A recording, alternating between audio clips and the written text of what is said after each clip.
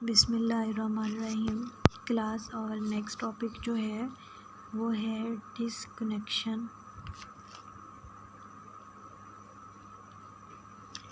Must correspond to non reliable reaction. Disconnection must correspond to reliable non reliable reactions. अब हम चूँकि topic पढ़ रहे हैं रिट्रो सिंथेटिक एनालिसिस, इसके अंदर उसने कहा है कि और रिट्रो सिंथेटिक एनालिसिस में हमने स्टडी किया था कि हम डिस्कनेक्शन को स्टडी करते हैं कि कौन सा बॉन्ड जो है वो हम ब्रेक करें और कौन से हम इसके रिएजेंट जो है वो फाइंड आउट करें। अब हमने पहली एग्जांपल पढ़ी थी एमिल फ्लोराइड की, और ये जो एमिल फ्लोराइड है ये बेसिकली जब हमने देखा तो ये एक अमाइन से मिलकर बना था और उसके साथ एक असाइल क्लोराइड था, इन दोनों के मिलने से। और हमने जब इसका रिट्रो करके देखा तो हमें ये पता चला कि इसके अंदर हमने कार्बन नाइट्रोजन बॉन्ड जो है उसकी ब्रेकेज की, और ये सबसे इजी रिलायबल ब्रेकेज थी। और उसके नतीजे में जो हमारे पास स्टेबल रिएजेंट बनते थे, प्रोडक्ट्स बनती थी, उनको दोबारा अगर हम रिएक्ट कराते थे तो उसी तरह से वो हमारे पास एक प्रॉपर प्रोसेस के ज़रिए से प्रोडक्ट हमारी बन जाती है। ठीक है। अब इसके अलावा हमारे पास जो प्रोडक्ट बनती है उसके अंदर एक कार्बोनाइल ग्रुप होता है यूँ, और यहाँ पे NH ग्रुप लगा होता है। अगर हम इस पूरे ग्रुप को देखें तो ये एक अमाइड ग्रुप होता है। ठीक है। तो अब हमारे पास जो एमिल फ्लोराइड थी उसके अंदर भी ये अमाइड ग्रुप जो था वो इजीली बन सकता था अगर अमाइन और एसाइल क्लोराइड को हम आपस में मिलाएं। इसी तरह से अब हमारे पास नेक्स्ट जो है वो कार्बन नाइट्रोजन डिस्कनेक्शन है। हमने उसको देखना है किसके अंदर, डोमिनोजाइड के अंदर। डोमिनोजाइड जो है ये भी हमारे पास एक एग्रोकेमिकल है, एग्रोकेमिकल है। ठीक है।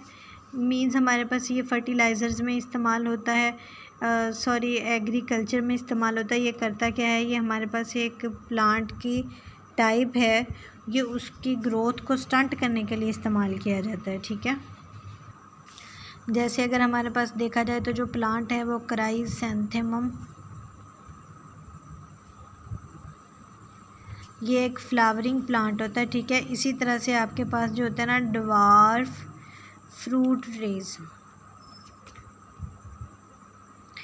जैसे ड्वार्फ फ्रूट ट्री से हमारे छोटे छोटे पौधे होते हैं। ठीक है। आमतौर पर इनको बोने पौधे भी कहा जाता है।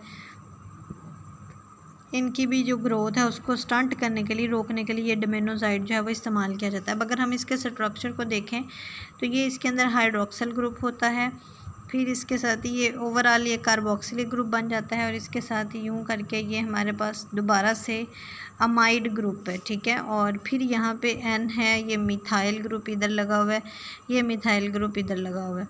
तो हमारे पास ये ओवरऑल अगर देखा जाए तो इसकी अगर हम डिस्कनेक्शन करके देखना जाए, ये पूरा डोमिनोजाइड प्रोडक्ट है, इसकी अगर हम डिस्कनेक्शन देखें तो हमने पहले ही पढ़ा है कि जो नाइट्रोजन कार्बन बॉन्ड है ये रिलायबल है, इसकी डिस्कनेक्शन आसान है। ठीक है।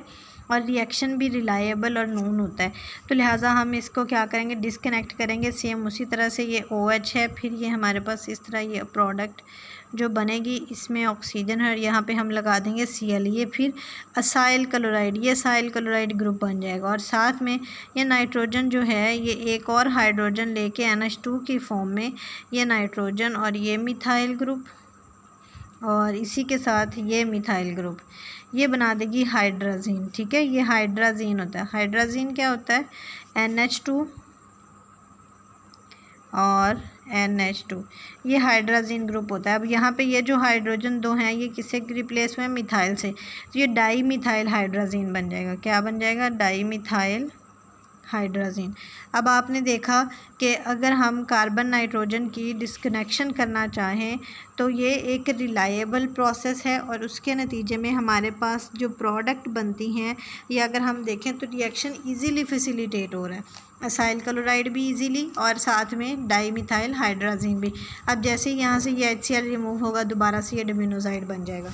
अब हम डोमिनोजाइड तो बना लेते हैं, इसका एक और हमारे पास यहाँ पर एक फर्दर जो प्रोसेस है वो ये है कि ये जो हमारे पास असाइल क्लोराइड बनता है, ये असाइल क्लोराइड जो है इसका प्रॉब्लम ये होता है कि ये अनस्टेबल होता है, और ये क्या करता है, ये अनस्टेबल होता है और क्रिस्टलाइज हो जाता है, और जब क्रिस्टलाइज होता है तो ये एक एनहाइड्राइड में कन्वर्ट होता है। अब ये एनहाइड्राइड में कन्वर्ट होने से ये कोई प्रॉब्लम नहीं पोज करता, ठीक है, pose no problem for synthesis. ये जो हम सिंथेसिस करते हैं उसके लिए ये मज़ीद कोई प्रॉब्लम पोज नहीं करता, जस्ट सिंपली होता ये है कि ये एक एनहाइड्राइड में कन्वर्ट हो जाता है। और ये एनहाइड्राइड में किस तरह से कन्वर्ट होता है कि ये हमारे पास अगर देखा जाए तो ये हाइड्रोक्सिल ग्रुप है, ये इसका कीटोनिक ग्रुप, ये पूरा कार्बोक्सिल ग्रुप बन जाएगा, ये इसके साथ डबल बॉन्ड ऑक्सीजन, ये नाइट्रोजन हाइड्रोजन, और सॉरी यहाँ पे ये हम असाइल क्लोराइड की बात करें, ये क्लोराइड। अब यहाँ पर ये जो है ये सारा क्लोरीन और हाइड्रोजन जो है ये रिमूव होते हैं, और ओवरऑल ये क्रिस्टलाइज होने के बाद एक एनहाइड्राइड की फॉर्म में कन्वर्ट हो जाता है, और उस एनहाइड्राइड से ये दोबारा से हम इसको यूज़ कर सकते हैं डोमिनोजाइड प्रोडक्ट बनाने के लिए। अब आपने देखा कि अगर हम देखें तो ये अगर असाइल क्लोराइड इस तरह से क्रिस्टलाइज हो जाता है, एनहाइड्राइड बनाता है। एनहाइड्राइड क्या कहते हैं, जिसमें से वाटर मॉलिक्यूल जो है वो रिमूव हो चुका हो। तो ओवरऑल डोमिनोजाइड का जो रिएक्शन है वो किस तरह से होगा, ये कार्बोक्सिल ग्रुप है पूरे का पूरा, फिर नेक्स्ट ये हमारे पास कार्बोनाइल फंक्शनल ग्रुप, ये नाइट्रोजन, और इससे नेक्स्ट हमारे पास फिर आ जाएगा नाइट्रोजन, और ये इसके साथ क्या लगे हुए हैं, 2 मिथाइल ग्रुप। अब ये क्लीवेज होगी, कार्बन नाइट्रोजन डिस्कनेक्शन होगी, और ये कार्बन नाइट्रोजन डिस्कनेक्शन रिलायबल है, और ये हमारे पास कुछ इस तरह से OH